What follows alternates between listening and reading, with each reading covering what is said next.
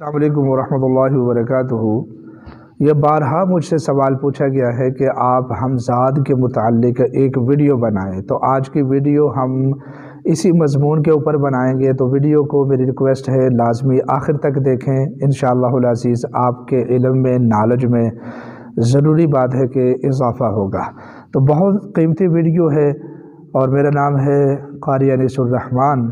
مسند وظائف کے لیے آپ ہمارے چینل کو لازماً سبسکرائب کریں، انشاءاللہ بڑی قیمتی ہم ویڈیوز بناتے رہتے ہیں، اللہ آپ کا حامی و ناصر ہو۔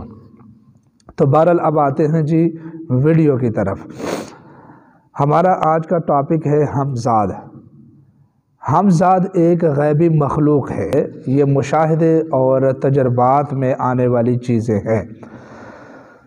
جس طرح جسمانی بیماریاں اور ان کے عوارضات اور آئے دن نئی بیماریاں ظاہر ہو رہی ہیں، اسی طریقے سے روحانی بیماریاں بھی جسمانی بیماریوں کے اوپر آپ قیاس کر لیں۔ بس اوقات ہم کوئی چیز بتاتے ہیں، کوئی علاج بتاتے ہیں تو لوگ کہتے ہیں کہ جس کا قرآن و حدیث میں کہاں وجود ہے۔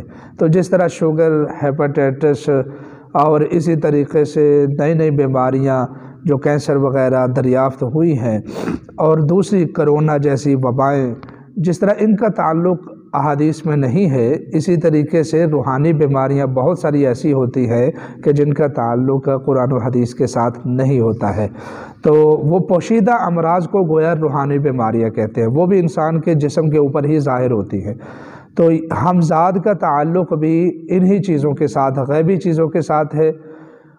عاملین کا ماننا ہے کہ حمزاد ایک واقعتاً مخلوق ہے اور ایک غیبی مخلوق ہے۔ جب انسان پیدا ہوتا ہے تو اس کے ساتھ ہی اس کا حمزاد جنم لیتا ہے۔ کئی لوگ اس کے اعمال بھی کرتے ہیں، تو بہرحال میں نے اس کا کوئی عمل نہیں کیا ہوا ہے اور نہ ہی میں ان چیزوں میں پڑا ہوں، اور نہ ہی میں آپ کو کوئی مشورہ دوں گا کہ حمزاد کو جلانے کے لیے، اس کو قابو کرنے کے لیے یوں یہ ساری نقصان دہ چیزیں ہوتی ہیں۔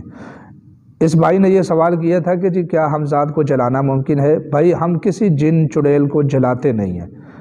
ہاں کوئی بڑا باضد ہو، بڑی مجبوری میں کسی کو جلانا پڑ جائے تو پھر ہم جلاتے ہیں، وہ بھی اللہ کی مخلوق ہیں، ہم ان کا احترام کرتے ہیں، جلانا کسی کو جائز نہیں ہے۔